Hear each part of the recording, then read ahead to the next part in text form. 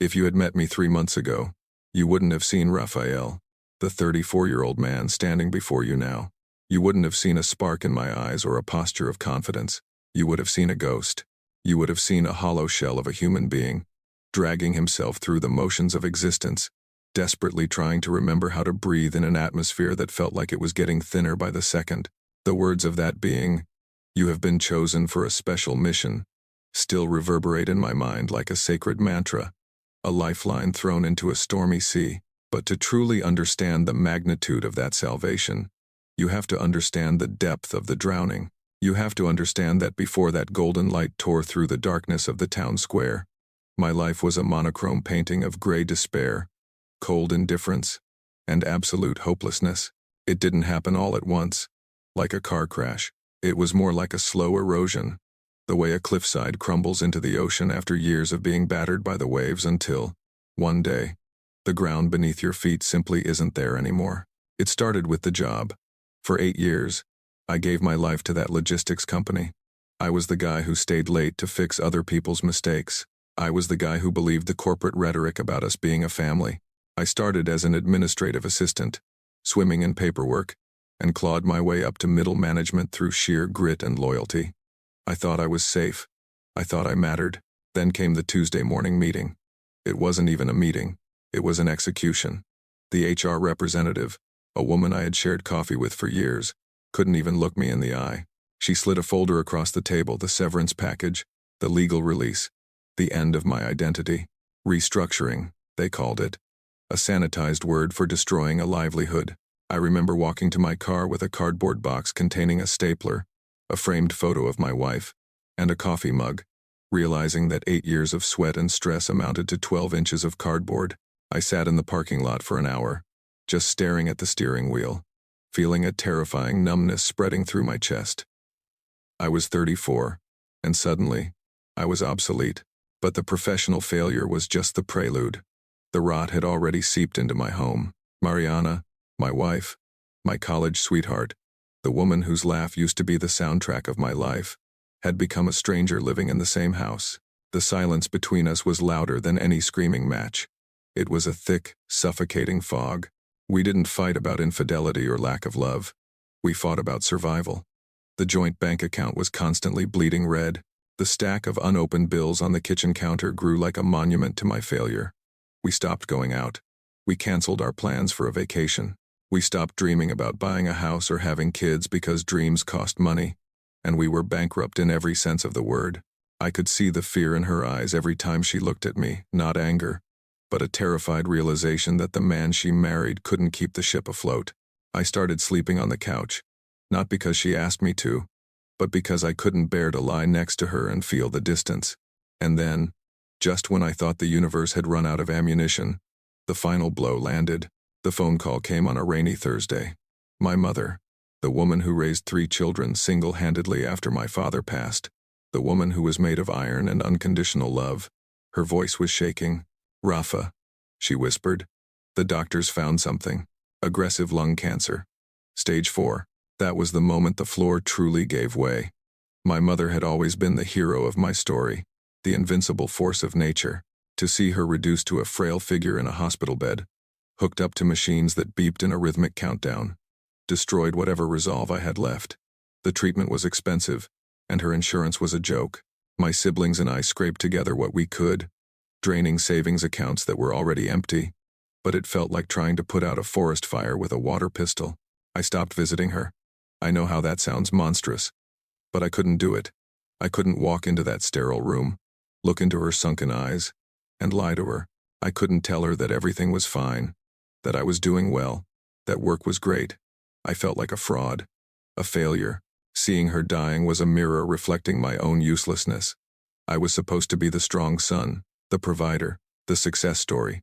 Instead, I was an unemployed man whose marriage was dissolving, unable to even pay for his mother's medicine. The depression set in like a physical weight. It wasn't just sadness, it was a paralysis. It was a black tar that coated my thoughts, making every movement an exhausting effort. I stopped shaving. I wore the same sweatpants for days. I would lie on the couch, the television flickering with mindless noise, staring at the ceiling fan spinning round and round. mimicking the circular, pointless nature of my thoughts. Why are you here? The voice in my head would whisper. What is the point of you? You are a burden. Mariana would be better off without you. Your mother is dying, and you can't save her. You are nothing. Mariana tried. God knows she tried. Rafa, you need to react, she would plead, her voice cracking. Go for a walk. See a therapist. Do something. But you can't explain the weight of the void to someone who hasn't carried it. You can't explain that doing something feels as impossible as flying. I was trapped in a glass box, screaming for help, but no sound was coming out. It was on one of those nights, a Tuesday, I think, though the days had blurred into one long, gray smear, that I hit the absolute bottom. It was 3 a.m. The house was silent, save for the hum of the refrigerator. Mariana was asleep in the bedroom, probably exhausted from working double shifts to cover the rent. I was on the couch, my chest tight with anxiety, my mind racing with a million variations of my own failure. I couldn't stay inside those four walls for another second. The air felt stale, recycled, heavy with my own misery. I grabbed a jacket, not even bothering to change out of my house clothes, and stepped out into the cold, biting air of the pre-dawn. I lived in a small town in the interior of Sao Paulo, the kind of place that turns into a ghost town after 10 p.m. The streets were empty, bathed in the sickly orange glow of the streetlights. The silence was absolute, broken only by the scuff of my worn-out sneakers on the asphalt. I walked without a destination. I just needed to move, to outrun the thoughts that were eating me alive.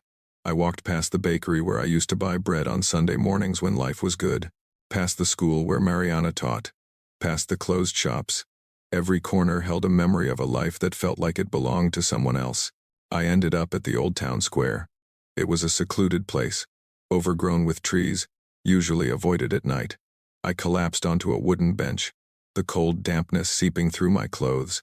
I put my head in my hands and, for the first time in months, I let go. I cried. Not a gentle weeping, but a guttural, ugly sobbing that shook my entire body. It was the sound of a man who had absolutely nothing left to give. I looked up at the dark, indifferent sky and asked the question that had been haunting me.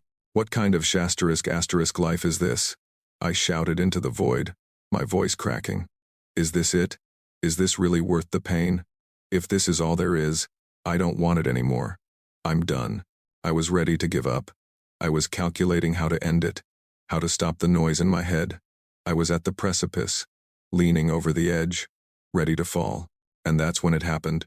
First, it was a subtle shift in the air pressure, like the static before a thunderstorm. Then, a strange tingling sensation crawled up the back of my neck, making the fine hairs stand on end. It wasn't the cold. It was energy, a distinct feeling that I was no longer alone. I wiped my eyes with my sleeve, sniffing, and slowly lifted my head. Across the square, near the old fountain, the darkness began to tear open. A light appeared, not the harsh glare of a car headlight or the flicker of a street lamp, but a soft, pulsating golden glow. It was warm. It was inviting. It grew in intensity, expanding silently, casting long, dancing shadows against the trees. My rational mind screamed at me to run. Get up, Raphael. Move. You're having a breakdown. This isn't real. But I couldn't move. My feet were rooted to the pavement, and deep down, beneath the panic and the confusion, a tiny, dormant part of my soul whispered something that terrified me more than the light itself. Finally, the light coalesced, shimmering and swirling until it began to take a solid form. A silhouette emerged from the gold, tall, slender, and unmistakably not human. And just like that, the worst night of my life became the first night of my new existence. The light didn't behave like physics said it should. It didn't cast harsh beams or blind me. Instead, it moved like a living fluid, a soft, golden viscosity that seemed to rewrite the atmosphere of the town square. The biting cold of the 3 a.m. wind vanished, replaced by a hum of warmth that vibrated in my teeth and settled deep in my marrow. I should have run. Every evolutionary instinct I possessed was screaming predator, screaming danger, screaming run. You idiot. Run. My rational mind, the part of me that organized spreadsheets and calculated logistics for 8 years, was frantically trying to categorize this. Hallucination? Stroke? a vivid dream induced by stress and exhaustion, but my feet felt heavy, not with paralysis, but with a strange, magnetic grounding. It was as if the earth itself had reached up to hold my ankles, forcing me to bear witness. The silhouette within the light stepped forward, and the golden mist evaporated, revealing him. I say him, though I'm not sure gender applied. He stood about 7 feet tall, a figure of impossible elegance. He wasn't the gray, bug-eyed monster of Hollywood nightmares. He was breathtaking. His skin had the texture of polished moonlight, shimmering with a subtle iridescence that shifted between pale gold and soft violet. His limbs were long and slender, moving with a fluid grace that made my own human movements feel jerky and mechanical. But it was the eyes that broke me. They were large, almond-shaped, and darker than the space between stars. Yet they weren't empty. They were oceans, deep, ancient, and swirling with a consciousness so vast it made me feel like a speck of dust. There was no judgment in them, no threat, just a profound, crushing awareness. He stopped 10 feet away from the bench where I sat frozen, clutching the fabric of my sweatpants like a lifeline. The silence of the square should have been terrifying. Instead, it felt sacred. The chirping of crickets had stopped. The wind had died down. It was as if the universe was holding its breath. Then, he spoke. His lips didn't move. In fact, I don't recall seeing a mouth at least, not one like ours. The voice didn't travel through the air.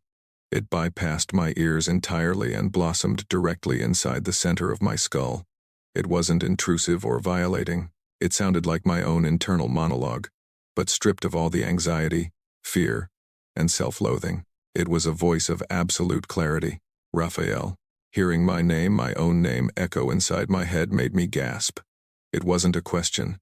It was an acknowledgement, a recognition. "I've lost it," I whispered, my voice trembling in the quiet air. Tears were still drying on my cheeks, cold tracks of my earlier breakdown. I finally snapped. The stress broke my brain. "You are not broken." The voice resonated, gentle as a tide. "You are waking up." He took another step closer. My heart hammered against my ribs like a trapped bird. But again, the fear was dissolving, replaced by a confusing sense of safety. It was the kind of safety I hadn't felt since I was a child, tucking my head into my mother's shoulder during a thunderstorm. "What are you?" I managed to choke out. "We are travelers from a dimension of consciousness your world has forgotten," the voice replied. "But what I am matters less than who you are, who I am." I let out a bitter, jagged laugh that sounded too loud in the empty square. "I'm a nobody. I'm a 34-year-old unemployed loser who can't pay his bills. I'm a man watching his mother die and doing nothing about it. That's who I am." The being didn't flinch at my anger. He didn't step back. Instead, he locked his gaze onto mine, and suddenly, the air between us seemed to vanish. I felt seen, and I don't mean looked at. I mean seen.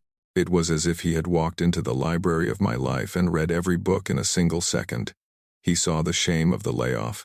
He saw the quiet, desperate nights on the couch. He saw the terror I felt every time the phone rang, afraid it was the hospital. He saw the love I still had for Mariana, buried under layers of guilt. He saw the boy I used to be, the one who believed in magic, and the cynical shell I had become. He saw the darkest, ugliest parts of me, the parts I hid from my wife, from my friends, even from myself, and he didn't look away. A wave of emotion hit me, so powerful I almost fell off the bench. It was a mixture of grief and relief.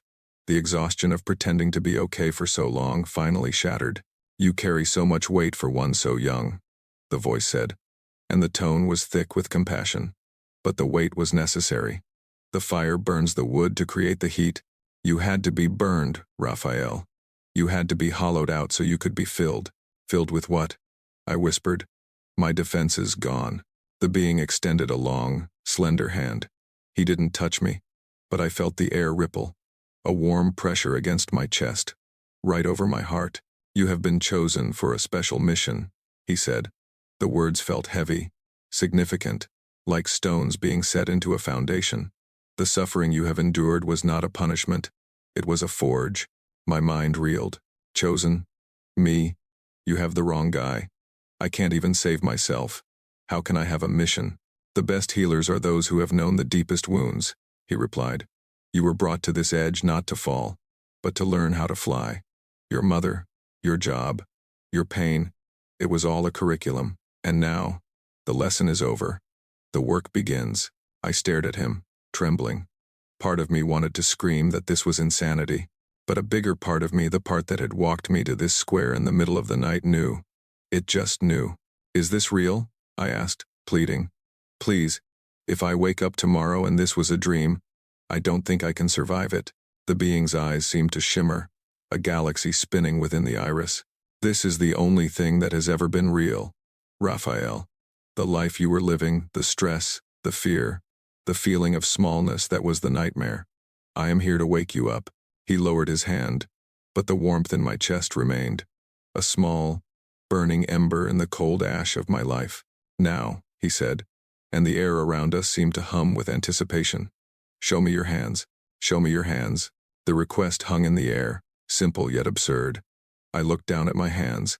They were trembling, a fine, rhythmic tremor that had started the day I got fired and hadn't stopped since. My fingernails were bitten down to the quick, raw, and jagged. The skin was dry, the knuckles white from months of clenching them in frustration. They were the hands of a man who was holding on by a thread. Why? I stammered, feeling a sudden, childish wave of embarrassment. They're just hands. They are antennas, the voice corrected. They are conduits. But you have let them go dormant. You have clenched them into fists of worry when they were meant to be open vessels of light. Hesitantly, feeling like a schoolboy presenting a failed assignment, I lifted my hands, palms up, toward the being. He didn't touch me physically. Instead, he hovered his long, luminous fingers just an inch above mine. The reaction was instant. It was like sticking a fork into a socket, but without the pain. A jolt of pure, effervescent electricity shot through my wrists, racing up my forearms and exploding in my chest. My jaw dropped. I stared at my own palms, and for a second, I swore I could see the veins glowing beneath the skin, a network of blue fire tracing the map of my biology. You remember now, the voice whispered, don't you? And suddenly, I wasn't in the town square anymore. The cold night air vanished. The smell of ozone and rain was replaced by the scent of lavender, old paper, and Vicks Vapo Rub. I was 8 years old. I was sitting on the edge of a lumpy mattress in a dim room. My grandmother, Vovo Elara, was lying there, her face gray with pain. She had terrible arthritis, and on bad days, she couldn't even hold a spoon. In the memory, she was groaning softly, her hands curled into claws against her chest. I saw my younger self reach out. I didn't know what I was doing. I just wanted her to stop hurting. I placed my small, chubby hands over her gnarled knuckles. I remembered closing my eyes and imagining the sun just a big, warm yellow ball melting the ice in her bones. I felt the heat then. Not imagined heat, but a physical temperature spike in my palms. In the memory, Vovo stopped groaning. Her breathing slowed. She opened her eyes, which were wet with tears, and smiled at me. My little Rafa, she had whispered, kissing my fingers. You have angel hands. The fire is in you. The memory slammed back into the present, hitting me with the force of a physical blow. I gasped, pulling my hands back as if I had been burned. I remember, I breathed, my voice shaking. I thought it was just a game. I thought she was just being a sweet grandma. It was never a game, the being said. You healed her, Raphael. Not completely, for her body was old. But you took away the pain. You have done this your whole life, haven't you? I thought about my friends in high school. Whenever someone had a heartbreak, a panic attack, or a crisis, they came to me. I just feel better when I'm around you. They'd say, you calm me down. I always thought I was just a good listener. I thought I was just the therapist of the group. I always felt drained, I realized aloud. After helping them, I would sleep for 12 hours. I felt like I had run a marathon. Because you were giving away your own life force, the being explained. You were a reservoir with a leak, pouring yourself into others without knowing how to refill the tank. That is why you are empty now. That is why you crashed. He began to pace slowly around the bench, his golden light illuminating the cracks in the pavement. You suppressed the gift to fit into the world, he continued. You tried to become a man of spreadsheets, of logic, of corporate ladders. You tried to squeeze a star into a cardboard box, and for a while, it worked. But the soul does not like to be caged, Raphael. It rebels. I looked at him, tears blurring my vision again. So, everything that happened, the job, the debt, the misery, the dismantling, he called it. You built a life that was too small for your spirit. The universe had to break it down. It had to strip away the title, the salary, the false security. It had to bring you to your knees so you would finally look up. And my mother? I asked, the question catching in my throat like a jagged stone. Is her cancer part of my lesson too? Because that's cruel. That's sick. The being stopped. His expression softened into something profoundly sad and infinitely wise. Your mother's journey is her own, he said gently. But your reaction to it, that is yours. You feel helpless because you believe the only way to save her is with money, with doctors, with things you do not have. You have forgotten that you hold a currency far more valuable than money. He pointed a long finger at my chest. You can help her, Raphael. Not by paying a bill, but by being what you were born to be. But you cannot pour from an empty cup. You cannot heal her while you hate yourself. I looked at my hands again. They weren't shaking anymore. They felt buzzing, alive, like tools that had been gathering dust in a shed and were finally being plugged into a power source. I don't know how, I whispered. I was 8 years old. I was just imagining sunshine. I don't know how to control this. I'm scared I'll hurt someone. I'm scared I'm crazy.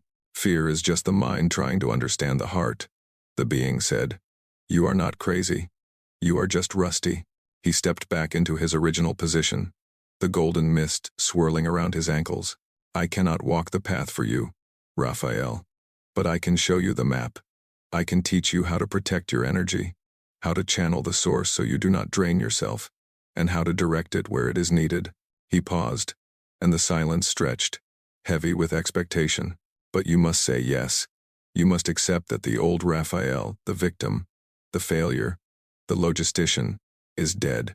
You must be willing to be something else. I thought about Mariana sleeping in our cold house. I thought about my mother in that sterile hospital bed. I thought about the man I was 5 minutes ago, ready to end his own life, because he saw no way out. I took a deep breath. The air felt sharper, cleaner. Teach me, I said. The being smiled, a sensation of pure warmth that flooded my mind. Then close your eyes, he commanded. The first lesson begins with a breath. Close your eyes. It sounds simple, doesn't it? Just dropping your eyelids. But sitting there on that damp bench, in the middle of a deserted square with an extraterrestrial entity standing 5 feet away, closing my eyes felt like surrendering my last line of defense. It felt like jumping off a cliff without knowing if there was water or rocks at the bottom. But I did it. The world went dark, leaving me alone with the hum of the golden light that I could still feel, pulsing against my skin like a second heartbeat. Breathe, the voice echoed in my mind. Not the shallow, panicked breaths you've been taking for months. Breathe from the root. Pull the air up from the earth beneath your feet. I tried. My chest hitched. My lungs felt tight, constricted by bands of anxiety that had been tightening for years. Let go of the fear, he coached gently. Imagine your feet are roots. Visualize them sinking through the concrete, through the soil, wrapping around the core of the planet. You are not floating, Raphael. You are held. I focused on my feet. It felt ridiculous at first, a childish visualization exercise. But then, a sensation of heaviness settled in my soles. It wasn't the lethargy of depression. It was stability, like being an oak tree in a storm. Good. Now, imagine a column of light. Not from me, from above, from the source. It enters the crown of your head. I squeezed my eyes shut tighter. Source? I wasn't religious. I was a man of logistics and spreadsheets. But as I searched for that image, something shifted, a pressure on the top of my scalp, like a warm hand resting there. Inhale, he commanded. Pull that light down. Through your brain, clearing the fog. Through your throat, unlocking the words you swallowed. Into your heart. I took a ragged breath in, and in my mind's eye, I saw it, a liquid gold, thick and radiant like honey, pouring into my skull. It washed over my thoughts, the worries about bills, the shame of the layoff, the fear of death, and dissolved them. Not permanently, maybe, but for that moment, they were simply washed away. The light moved down. When it hit my chest, I gasped aloud. It hurt, not a physical pain, but the ache of a frozen limb suddenly thawing. My heart felt like a clenched fist that was being forced open, finger by finger. The grief I had been carrying for my mom, for my marriage, for myself surged up. Let it flow, the being urged. Do not block it. The pipe must be cleared before the water can run clean. I started to cry again, but this time, it wasn't the hopeless sobbing of before. It was a release, a purging. I felt the golden light mixing with the dark, heavy tar in my chest and pushing it out. Now, the voice became sharper, more focused. Push it to your arms, to your hands. Do not hold it. You are just the wire, Raphael. Let the current pass through. I visualized the light rushing down my shoulders, my elbows, my wrists, my hands, resting on my knees, began to burn. It wasn't the gentle warmth of the memory with my grandmother. This was intense. It was a vibration so strong, my teeth rattled. My palms felt like they were holding two spheres of pure fire. I wanted to shake them out, to make it stop, but the sensation was also ecstasy. It was the feeling of being absolutely, undeniably alive. For the first time in 6 months, the fog in my brain was gone.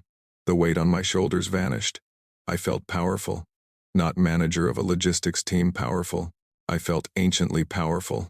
Like I could touch a dead branch and make it bloom. Open your eyes, the being whispered. I snapped my eyes open. I gasped. My hands were glowing. It wasn't a hallucination. In the dim pre-dawn light of the square, my skin looked translucent. Beneath the flesh, a soft, golden luminescence pulsed in rhythm with my heartbeat. The air around my fingers shimmered, distorted like heat rising off asphalt in the summer. I turned my hands over, staring at them in awe. The bitten fingernails, the dry skin, they were still there. I was still me, but I was lit from the inside.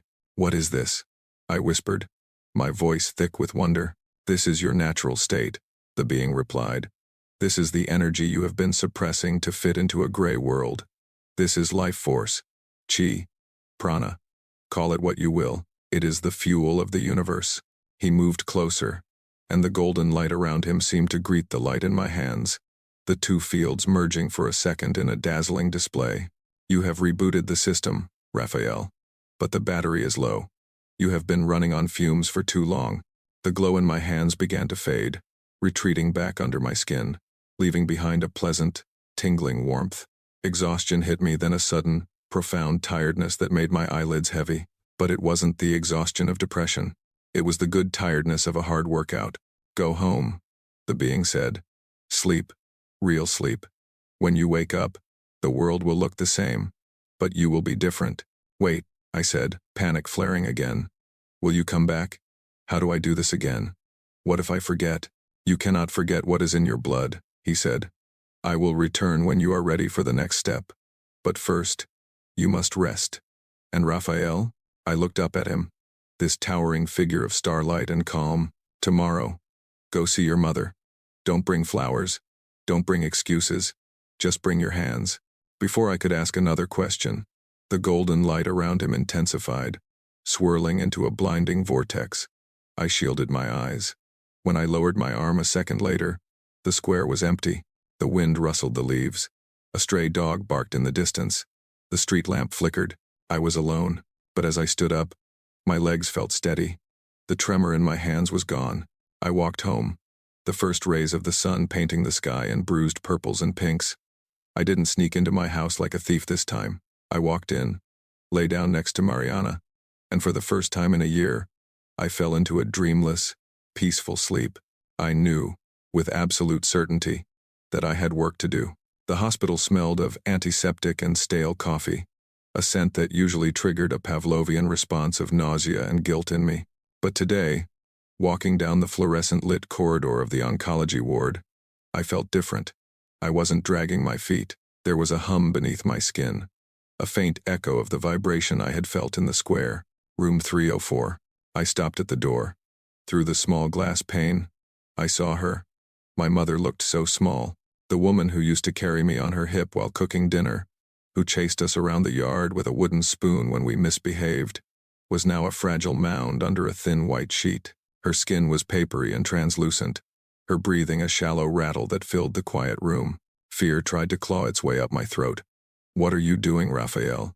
You're going to walk in there and wave your hands like a magician? She's dying. This isn't a game. But then I heard the being's voice in my head, clear as a bell. Fear is just the mind trying to understand the heart. I pushed the door open. She was asleep. Or maybe just unconscious. The line had blurred lately. I pulled the plastic chair close to the bed, the screech of the legs against the linoleum sounding like a gunshot. She stirred, her eyelids fluttering open. They were cloudy, glazed with pain and morphine. "Rafa," she rasped. Her voice was a dry leaf scraping against pavement. "Hi, Mom," I said, taking her hand. It was cold. So cold. "You came," she whispered, a faint smile ghosting her lips. "I missed you." The guilt hit me hard, but I shoved it aside. There was no room for it now. I had a job to do. "I'm here, Mom," I said softly. "I'm sorry I've been away." She squeezed my fingers weakly. "It's okay. Life is hard." We sat in silence for a moment, the rhythmic beeping of the monitor keeping time. Then, she grimaced, a spasm of pain crossing her face. Her breath hitched, a sharp intake of air. The cancer was in her lungs, suffocating her from the inside. "Does it hurt?" I asked, uselessly. "A little," she lied. "It always hurt." I took a deep breath. "Okay, roots in the earth. Light from the source. Just the wire." "Mom," I said, my voice steadier than I felt. "Can I try something? Just relax for a second." She nodded slightly. Too tired to argue. I stood up. I closed my eyes for a second, visualizing the column of golden light. It came easier this time. I felt the pressure on my scalp, the warmth flooding down my neck, into my shoulders. It wasn't as explosive as the night before, but it was steady. A current. I opened my eyes and placed my hands gently on her chest, right over her lungs. Her hospital gown was thin. I could feel the heat of the fever radiating off her skin. But beneath my palms, my own hands began to warm up. "Let it flow," I thought. "Don't push. Just let it flow." I imagined the golden light pouring out of my palms, penetrating her skin, her ribs, sinking into the diseased tissue. I visualized the black, tar-like spots of the cancer. That's how I imagined them being bathed in this light. Not attacking them, but dissolving them, melting the ice. My mother gasped. My eyes snapped to her face. Her eyes were wide open now, staring at the ceiling. "Rafa," she whispered. What is that? What do you feel?" I asked, sweat beading on my forehead. Maintaining the visualization was like holding a heavy weight. It required intense mental focus. "It's warm," she said, her voice stronger. "It's hot, like a heating pad." But inside, I didn't stop. I poured everything I had into her. I thought of every happy memory, every sacrifice she made, every ounce of love I had for her, and I used it as fuel to push the light deeper. My hands started to vibrate physically. The monitor's beeping changed. The rhythm slowed. Her breathing, which had been shallow and ragged, began to deepen. The rattle in her chest quieted. "Oh," she sighed, her body relaxing into the mattress. "Oh, that feels good." I kept my hands there for what felt like an hour, though it was probably only 10 minutes. When I finally pulled away, I stumbled back, dizzy, my knees buckled, and I had to grab the bed rail to stay upright. I felt drained, like I had just sprinted a mile. But my mother, color had returned to her cheeks, a faint pink flush. Her eyes were clear, the glaze of pain gone. She took a deep breath, her chest rising fully, without the hitch of agony. "I can breathe," she said, wonder in her voice. She looked at me, really looked at me. "Rafa, your hands, they were burning." "I know, Mom," I whispered, wiping sweat from my brow. Just then, the door opened. Dr. Eduardo, her oncologist, walked in, looking at a chart. He stopped when he saw my mother sitting up slightly, looking alert. "Dona Maria," he said, surprised. "You're awake. The nurse said you were having a very bad morning." "I feel better, doctor," she said. "My son, he did something." Dr. Eduardo looked at me, eyebrows raised. "Did something?" "Just a massage," I lied quickly. To help her relax, the doctor walked over and checked the monitors. He frowned, tapping the screen. Then he pulled out his stethoscope and listened to her lungs. He listened for a long time, moving the device across her back. When he pulled the earpieces out, his expression was one of pure confusion. Her oxygen saturation is up to 96%, he muttered. It was 88% an hour ago. And the wheezing, it's significantly reduced. He looked at me, then back at the chart. Whatever massage you did, Raphael, keep doing it. I walked out of the hospital 20 minutes later, leaving my mother eating a cup of gelatin with an appetite she hadn't had in weeks. I sat on the curb outside the emergency room entrance, the mid-afternoon sun warming my face. I looked at my hands. They looked normal. Dirty fingernails, dry skin. But I knew the truth now. It wasn't a hallucination. It wasn't a dream. I had just pulled my mother back from the edge of the abyss, and for the first time in my life, I wasn't just Raphael, the logistics guy. I wasn't just a failure. I was a healer, and I was terrified. A week passed. The being didn't return, but the feeling that hummed beneath my skin remained. I practiced the breathing exercises religiously, morning and night. My mother continued to improve. Baffling, Dr. Eduardo. But I knew one success wasn't enough. Was it a fluke? A temporary rally? I needed another test. It came in the form of John, my neighbor. John was a skeptic, a retired mechanic with grease permanently etched into his fingerprints and a scowl permanently etched onto his face. He didn't believe in anything he couldn't hit with a wrench. I found him in his driveway, bent over the open hood of his old Chevy, groaning. He was clutching his stomach, his face pale and sweaty. "John?" I called out from the fence. "You okay?" He straightened up, grimacing. "Damn ulcer," he spat. "Feels like I swallowed a bag of broken glass. Doctor says surgery is next if the meds don't kick in. And they ain't kicking in." This was it, the universe serving me a pitch right down the middle. "John," I said, walking over. "This is going to sound crazy, but I've been learning some relaxation techniques for stress. It helped my mom a lot. You want to try it?" He looked at me like I had offered to read his tea leaves. "Relaxation? Raphael, I have a hole in my stomach lining. I don't need to relax. It takes 10 minutes. I pressed. "If it doesn't work, you can go back to being miserable. What do you have to lose?" He grunted, then spat on the ground. "Fine. But if you start chanting or burning sage, I'm kicking you out." We went into his living room. It smelled of motor oil and old tobacco. He sat on his recliner, wincing as he leaned back. "Okay, wizard," he grumbled. "Do your magic." I pulled up a stool. I took a deep breath, grounding myself. Roots, light, channel. When I closed my eyes this time, something new happened. The darkness behind my eyelids shifted. I didn't just see the golden light. I saw John. Or rather, I saw an outline of John drawn in light. But it wasn't perfect. Around his stomach, there was a jagged, angry splotch of red and black energy. It looked like a festering wound, pulsating with heat and irritation. "That's the ulcer," I realized. "I can see it." But I saw more. I saw gray tendrils wrapping around his throat, unspoken words. I saw a heavy, dark cloud over his chest. Grief. John's wife had died 3 years ago. He never talked about it. The being's voice echoed in my memory. "The ulcer is just the symptom. The root is deeper." I opened my eyes. John was watching me. Skeptical. "Close your eyes, John," I said quietly. He sighed but complied. I placed my right hand over his stomach, hovering just an inch above his shirt. I placed my left hand on his shoulder. I didn't just push light this time. I imagined the light acting like water, washing away the red and black sludge. I focused on the anger. I knew John carried the anger at getting old, at being alone, at his body failing him. "Let it go, John," I thought, projecting the intention. "You don't have to carry it anymore." My hand over his stomach got hot. Not warm hot. John flinched. "Whoa. You got a heating pad in your hand? Just relax," I murmured. I saw the energy shift. The angry red knot in his gut began to loosen. It was like watching a tight fist uncurl. The black sludge broke apart, dissolving into the golden stream flowing from my hands.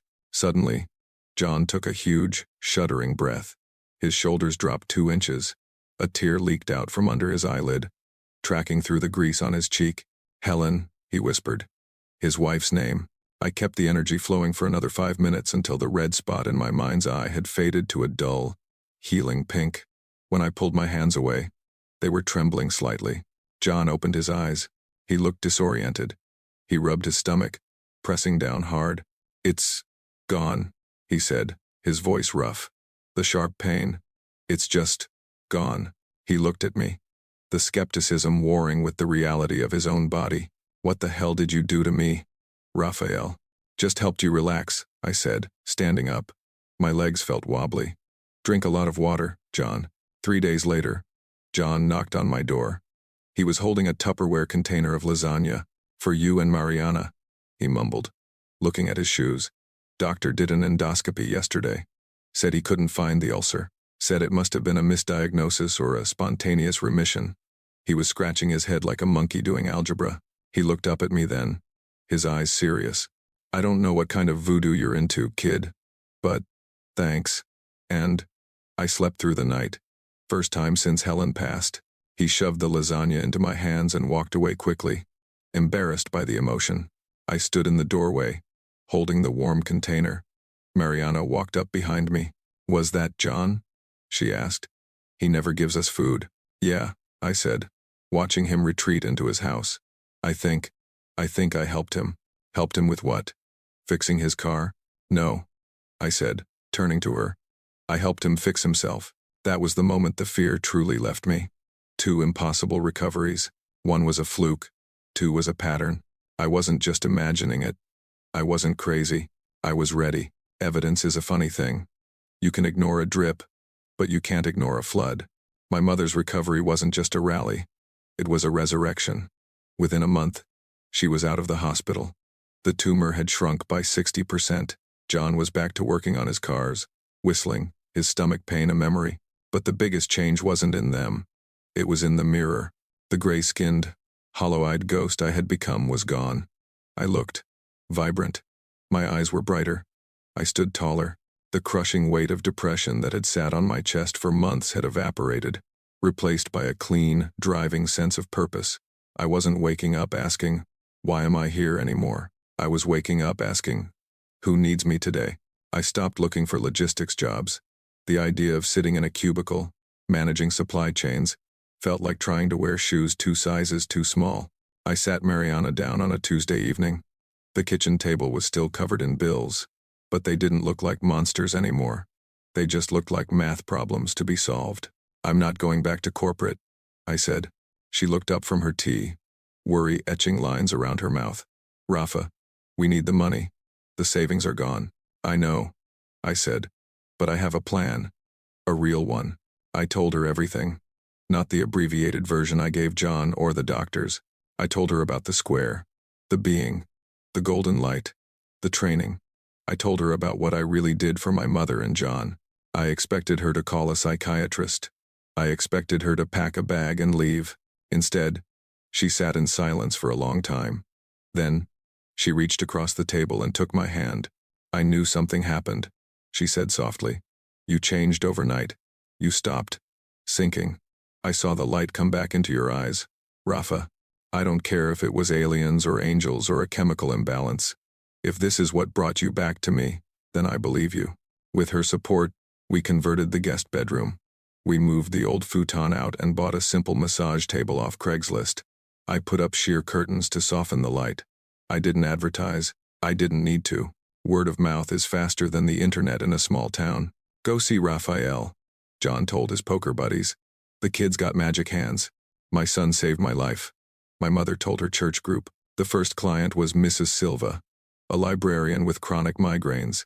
After one session, she cried in my arms because the pounding behind her eyes had stopped for the first time in a decade. Then came Carlos, a construction worker with a bad back. Then Julia, a teenager with crippling anxiety. I didn't charge at first. I felt guilty taking money for something that felt like a gift. But the being who still communicated with me in flashes of insight and vivid dreams corrected me. Energy requires exchange. The thought came during a meditation. Value yourself, or the gift will wither. So I started charging. Not much. Just enough to keep the lights on and put food on the table.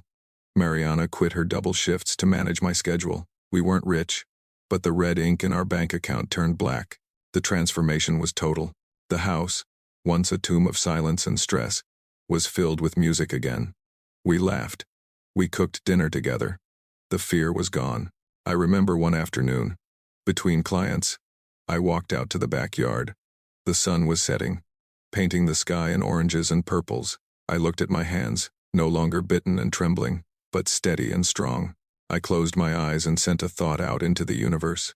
Thank you. I didn't know if the being could hear me, but in the rustle of the wind through the trees, I felt a familiar warmth, a golden hum of acknowledgement. I had accepted the mission. I wasn't Raphael the victim anymore. I was Raphael the healer. And for the first time in my life, I was exactly where I was supposed to be. The anniversary came exactly 1 year later. The air was crisp, holding that same electric charge of ozone and impending rain that marked our first meeting. I didn't need an invitation. I knew. At 3 a.m., I walked back to the town square. It looked the same, the overgrown trees, the cracked pavement, the dry fountain. But I saw it differently now. I saw the energy lines running through the earth, the pulsating aura of the oak trees, the residual emotional imprints of people who had walked there. My vision had fundamentally shifted. He was waiting for me. The golden light was blinding this time, a pillar of radiance that seemed to connect the sky to the ground. He stepped out of it, more solid, more majestic than ever. Raphael, the voice resonated, familiar and warm. You look whole. I feel whole, I replied, bowing my head slightly in respect. Thanks to you. He smiled, that sensation of pure benevolence washing over me. No, thanks to you. I only gave you the map. You walked the path. He gestured for me to come closer. This is our last meeting, Raphael. My heart dropped, even though I had grown independent. Knowing he was out there had been a safety net. Why? I asked, sounding like a child again. There's so much I still don't know. What if I mess up? What if I encounter something I can't heal? You will, he said simply. You cannot heal everyone. Some souls have chosen paths that include suffering or early departure. Your job is not to play God. Your job is to offer the light. Whether they accept it is up to them. He placed his hands on my shoulders. The energy transfer was massive, a final download of power and knowledge that nearly brought me to my knees. You have mastered the connection. You no longer need training wheels. You have become the source. He stepped back, and the golden light began to swirl around him, faster and faster. Look, he commanded. He waved a hand, and the air in front of us shimmered like a movie screen. An image formed. It was a building, a beautiful, modern center with glass walls and gardens. Inside, I saw doctors in white coats working alongside people like me, energy healers. I saw patients smiling. I saw a network of light spreading from that building, connecting to other lights across the city, the country, the world. This is the future, he said. If you continue. That's big, I whispered. It is necessary, he corrected. The world is sick, Raphael. It needs a new kind of medicine, one that treats the soul as well as the body. You are the pioneer. The image faded. The being began to dissolve into the light, his form becoming less defined, merging with the brilliance. Trust your intuition. Trust your hands. And remember, the darkness is only the absence of light. Be the candle. Wait, I shouted, reaching out. Will I ever see you again? His voice was a fading echo now, blending with the wind. We are always connected. In the silence, you will find me. And then, with a flash that lit up the entire square like a supernova, he was gone. I stood alone in the quiet night. But unlike that first night, a year ago, I didn't feel abandoned. I felt full. I looked up at the stars, twinkling in the vast, dark canvas. Goodbye, I whispered. And thank you.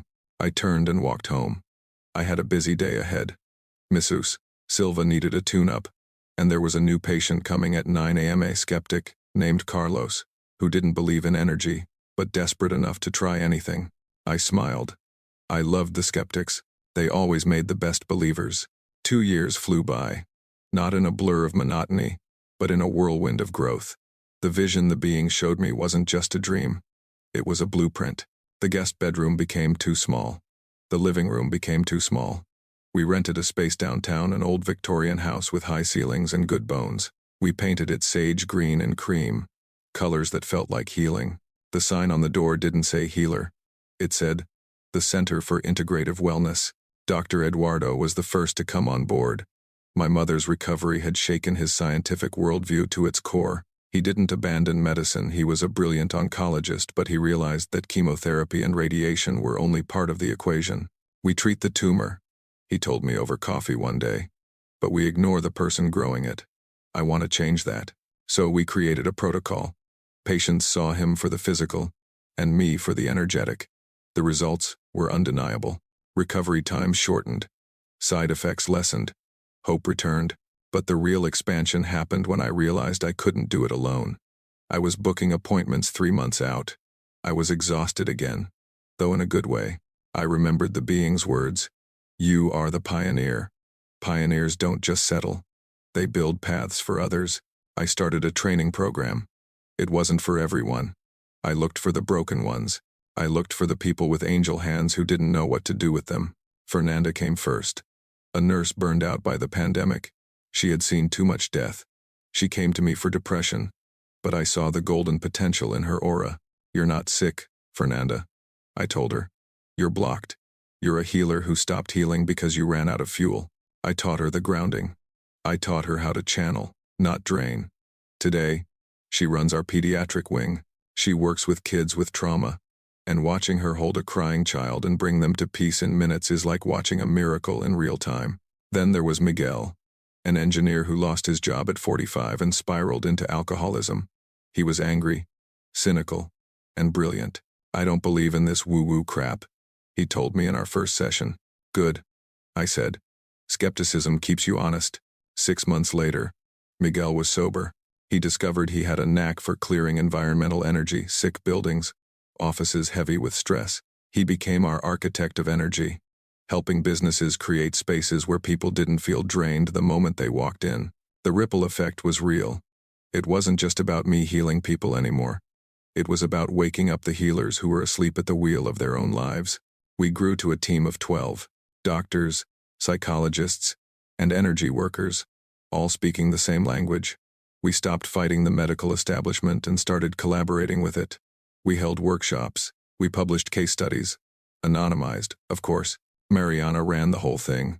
She was the anchor, the logistics genius who took my wild visions and gave them structure. We bought our house a real one. With a garden, my mother planted roses in the back, her hands strong and pain-free. One evening, we held an open house at the center. The rooms were packed. I saw John there, laughing with Dr. Eduardo. I saw Mrs.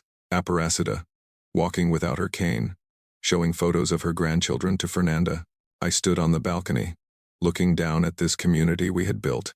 The golden light I used to only see in deep meditation seemed to be everywhere now, weaving threads of connection between people. I realized then that the special mission wasn't just about me having magic hands. It was about proving that healing is possible. It was about showing people that even when they hit rock bottom, even when they are broken and hopeless, there is a power inside them waiting to be ignited. I took a deep breath of the cool night air. We're doing it, I whispered to the stars. We're really doing it. And in the silence, I felt the familiar, approving hum of the universe saying, yes, yes, you are. So here I am, 37 years old. I'm sitting in my office at the center. It's quiet. The last patient left an hour ago. On my desk sits a framed photo of me from 3 years ago, the day I was fired. I keep it there not to punish myself, but to remember. I look at that guy, slumped shoulders, dead eyes, a man who thought his life was over because he lost a job title, and I want to hug him. I want to tell him, hold on, buddy. You have no idea what's coming. I used to resent that period of my life. I used to hate the universe for putting me through the grinder, the unemployment, the marital strife, the terror of losing my mom. I felt like a victim. But looking back now, with the clarity that only time provides, I see the truth. It wasn't a punishment. It was a preparation. If I hadn't lost my job, I never would have walked into that square at 3 a.m. If my mother hadn't gotten sick, I never would have been desperate enough to try something impossible. If I hadn't felt the crushing weight of hopelessness, I wouldn't have the capacity to sit with my patients in their darkest hours and say, I know, I've been there, and actually mean it. The being my mentor, my friend, whatever he was right. The best steel is forged in the hottest fire. My life today isn't perfect. We still have hard days. We still lose patience sometimes. because death is a part of life that even energy cannot cheat. But the fear is gone. That paralyzing, gut-wrenching anxiety about the future, it's been replaced by trust. I trust the process. I trust that even when things go wrong, they are pivoting us toward where we need to be. My mother is thriving. She's taking a pottery class now. John is dating again. Mariana and we're expecting our first child in the fall. A girl. I already know she has the gift. I can feel it when I put my hand on Mariana's belly, a tiny, distinct hum of golden light, waiting to be born. I'm sharing this story not to brag about my powers or to convince you that aliens walk among us. Though, clearly, I have my opinions on that. I'm sharing this for you. Maybe you're reading this at 3 a.m., unable to sleep. Maybe you just lost your job, or your marriage is falling apart, or you received a diagnosis that feels like a death sentence. Maybe you feel like that guy, I was useless, broken, ready to give up. If that's you, listen to me. This is not the end. This darkness you are feeling, it's the womb, not the tomb. You are being dismantled so you can be rebuilt into something stronger, something truer. You have gifts inside you that you've suppressed to fit into a world that values spreadsheets over souls. You have a mission, even if you can't see it yet. You don't need an extraterrestrial encounter in a town square to wake up. You just need to stop fighting the dismantling. You need to close your eyes, plant your feet in the earth, and breathe. The light isn't just in me. It isn't just in special people. It's in everyone. It's the fuel of the universe, and it's waiting for you to tap into it. I look down at my hands one last time before turning off the desk lamp. In the dim light, they seem ordinary again. Just hands. But I know better. I take a deep breath, center myself, and walk out into the night. The stars are watching, and for the first time in a long time, I'm ready for whatever comes next.